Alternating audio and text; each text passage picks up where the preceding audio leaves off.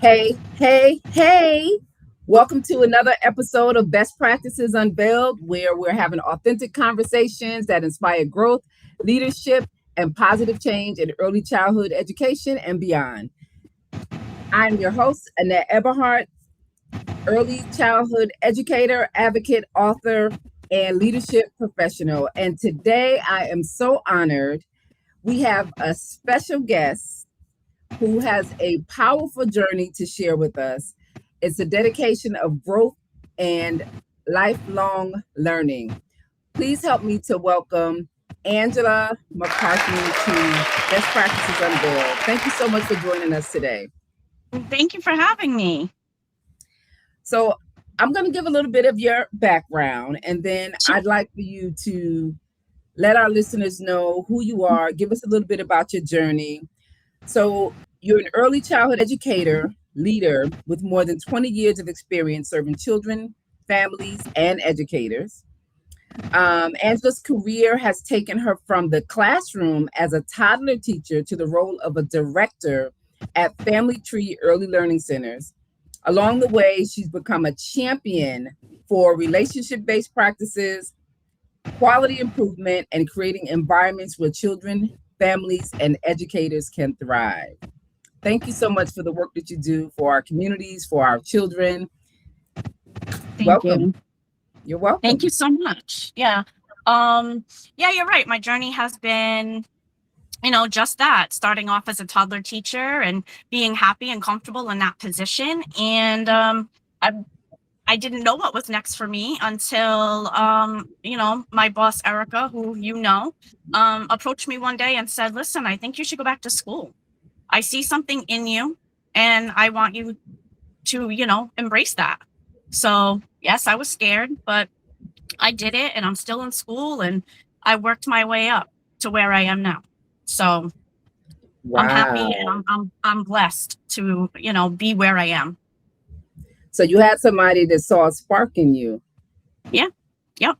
I worked previously somewhere else for like 11 years. I wanted that growth, but they wouldn't give it to me. So, I decided to leave that place and, I found Erica like 2 months after that. And the rest is history. So I feel like, I wish I had met Erica a long time ago, because, I feel like I wasted 11 years of my life in the first place, but, I'm happy to be where I am now. And my journey's not over. Absolutely. And I would also add, not only is it not over, you did not waste those 11 years. Those 11 Yeah, years prepared you for where you are, true. Very true. so that you're Hmm. able to continue to grow, continue to Yeah. learn, and see Hmm. the value that you brought Yeah. to the last place you were at for 11 years, and the Hmm. value you bring to your current place, which is why she saw the spark in you. Yeah. Yeah. Yeah. Yeah, that's powerful how we can be motivated when Hmm. we are around the right energy or the right people, Yes. right? Absolutely. Hmm. Yep. Hold us accountable, push us to do further, do Hmm. more. And then you Yeah. start to realize some of the things that you actually enjoy doing. I think that when we're in that space of just showing up to work, you really don't feel valued, you don't feel appreciated, you're just Hmm. there to do the job. It's a Yeah. difference from when you are in a place where you're being nurtured, because we need Hmm. nurturing as well as educators taking care of Yeah. children. So it's important that we continue learning and we continue elevating, and Yeah. it's especially important when it comes from your leadership to Right. kind of provide you with that guidance. Yes, for sure. Yeah. So what would you say your next step is? What are you wanting to do next? So I did a lot of talking about wanting to do, my own workshop, and to maybe get out there and speak at conferences or do breakouts or, I'm actually doing my very first workshop tomorrow for my staff. And Nice. I will be speaking at Ready Set Teach, so the virtual summit. So I have, to send all my stuff in, and I got also picked to speak at Culture Shock in March of 2027. Well, congratulations. Thank Look at you. you. Wow, that Yeah, is and it's all brand new, amazing. so I don't know like what to expect, but I'm just taking it day by day, and I take the guidance and the information that all my friends in the ECE world are giving me, and I'm soaking it all in. Oh, that is amazing. Look at that. What would you say to another teacher who, because like I said, we get complacent. Yeah. So sometimes you think this is the only stop for you Mm-hmm. when, Hmm. it's not truly your passion and what you want to do. You want to do Right. more in the field, right? So what would you Right. say to teachers who feel like they're stuck or feel like, they can't grow anymore or, Hmm. nobody sees their worth, nobody sees their value. How Yeah. did you put on those stronger boots, if you Yeah. will, to really Um. take that I leap? Yeah. I think if I could speak to my younger me, I would just say, just go for it. You know what I mean? What You don't know until you try something. And know that you're capable of doing anything you want to do. And it's never too late. I'm 45 years old. I'm still a college student. So, it's never too late to do exactly what it is that you want to do. But like you said, you need to surround yourself with those positive people that are going to encourage you and want exactly that for you. It's not a competition. We're not Right. here competing against each other. We're here rooting each other on. I agree. I Yeah. agree. And what would you say in regards to like relationships? Because I know that we met through a collaboration of Mhm. just leaders wanting to do more and Yep. elevate one another. So, Yeah. what would you say is the key to building relationships and not only with amongst peers, but Mhm. you're a director at a center. So you have Yeah. to have those relationships with your team. You have to have those relationships with your families. Mhm. What are the key points you would give to other teachers or directors in that area? I would say, just being available, making yourself available, letting them know that you're there, and don't be afraid to have conversations. People don't know who you are, so let them know who you are. And get out there and don't be afraid to do that. The relationships I have with my families are amazing. I have amazing, amazing families, and my staff, we all get along really great. It's like one big little family all smashed into one Oh, building with a whole bunch of nice. kids in there. So it's definitely just letting people know that you're there, letting them know what you can do for them. And just having that open line of communication is so important. I agree. I agree. How do you deal with I'm experiencing this in my program Okay. and I've never really had to I mean I get families that come and go, but they mostly Mhm. stay. This week, this is my third notice I've gotten as far as children transitioning out or they're going to school. Yeah. What advice would you give to me, um aside from, of course, marketing for enrollment, you know what I Sure. mean? But just to continue to be able to maintain everything. I'm a smaller organization, I'm not as Hmm. large as a center. Yep. So it is gonna impact my bottom line. Yeah. Yeah, for sure.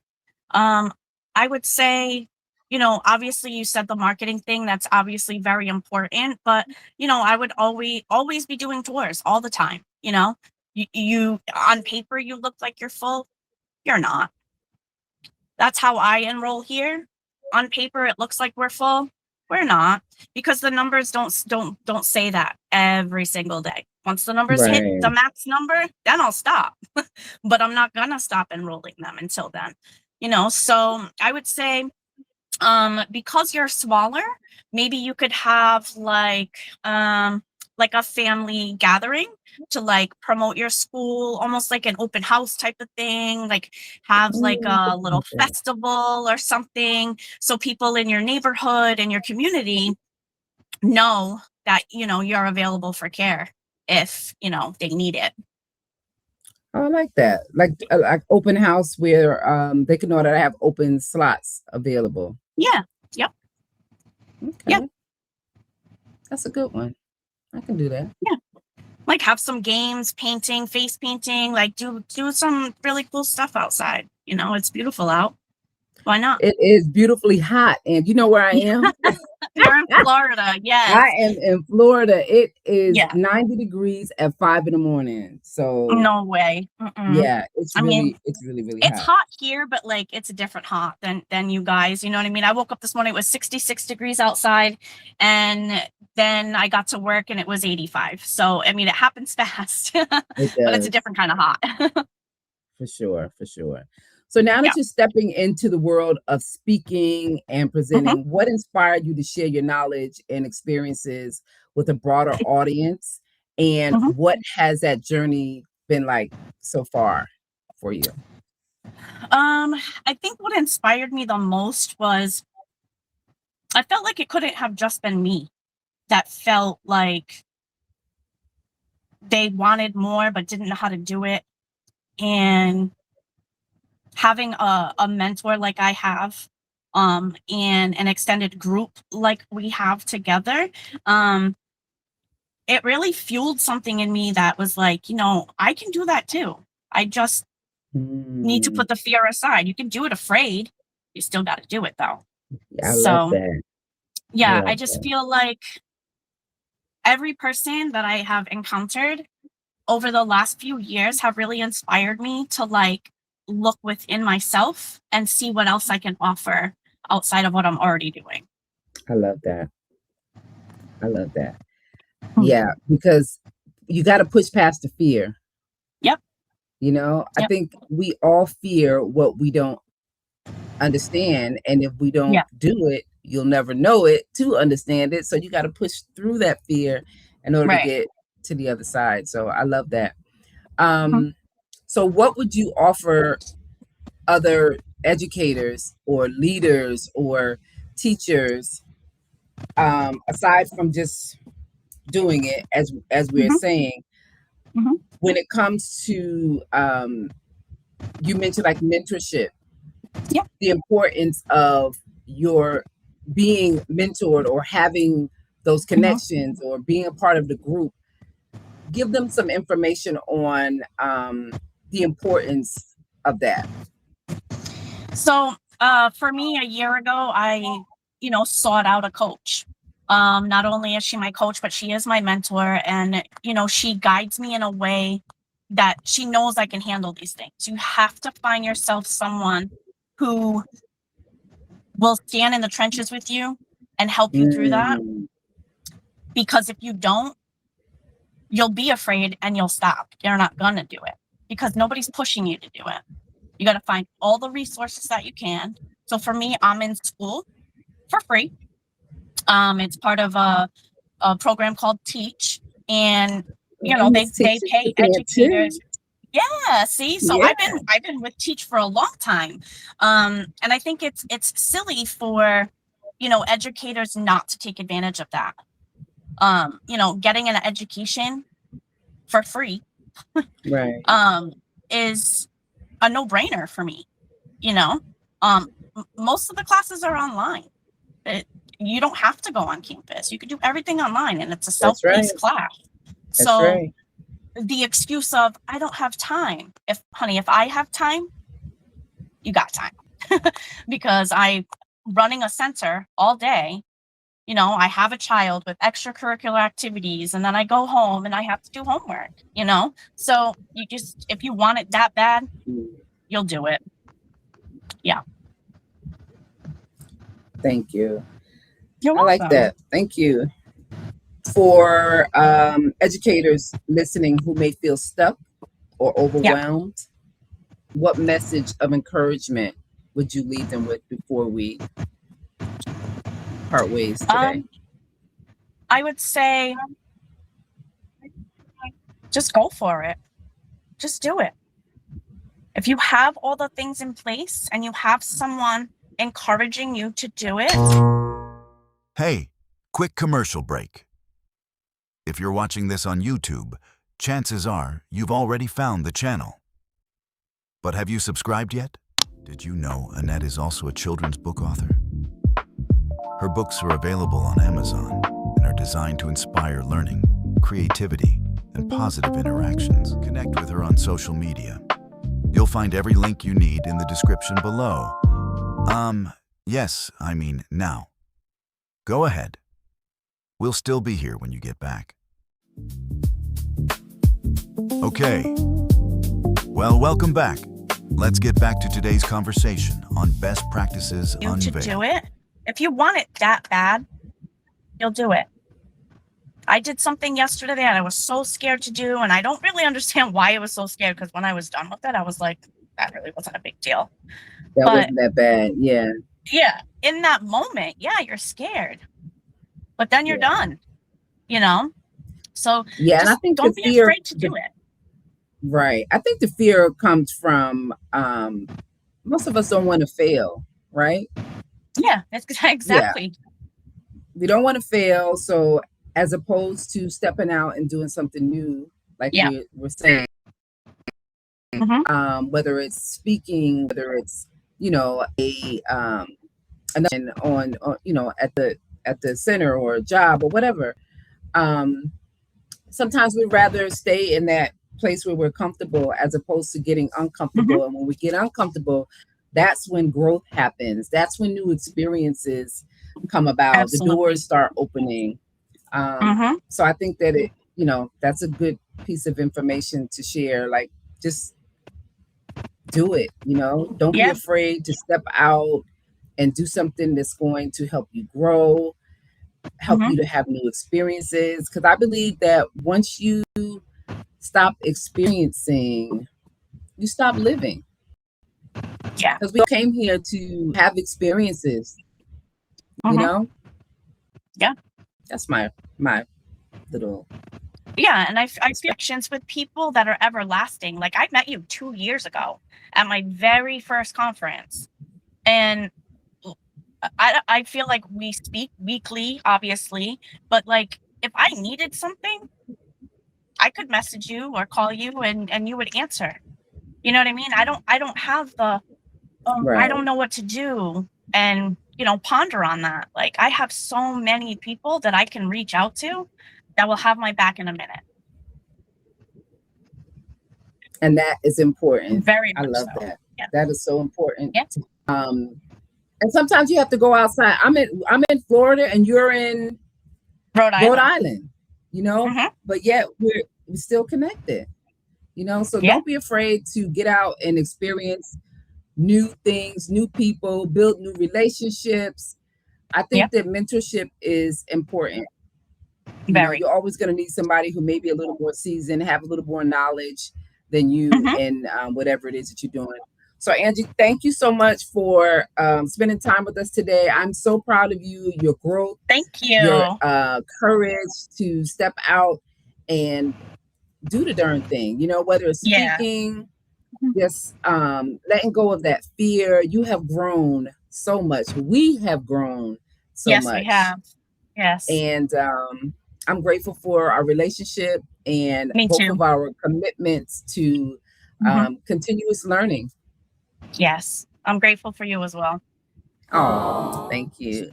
So where can people reach you if they'd like to connect with you, to come and speak at a conference, do a workshop? How can they get in contact with you? I just recently did another IG page. So that is at Growth Talk with Ange on Instagram. So I don't have many posts. I just started it, you know what I mean? So, but yeah, if people want to, get some advice or, need anything, they can reach me there. That's wonderful. And you said something too. You just started, but you started. Yeah. And that's amazing. So keep going. And we all have a first start. And it feels uncomfortable in the beginning. I know for myself. Like when I started this podcast, I was scared to death. It was a slow start, but I continue to do it every day. I get better at it. I feel better about what I'm doing, and I'm meeting some amazing people along the way. Yeah. So, but I appreciate your time spending with us today. I hope our educators got a earful and know the importance of moving forward with your dreams, your goals. Nothing is constant but change. And we definitely don't want to stay in the same space when there's so many opportunities for growth. So thank you for joining us today. Continue to evolve. Make sure you like and subscribe so you can stay informed on these amazing conversations that we're having, and keep evolving. Thank you. To everyone listening, this is a space where diversity and innovation are created. If you'd like to be a guest or collaborate, I'd love to hear from you. Email me at AnnetteE05@gmail.com, or you could message me on Instagram at TrueGoddess14. Let's keep planting seeds, building relationships, knowledge, and understanding. Until next time, keep evolving.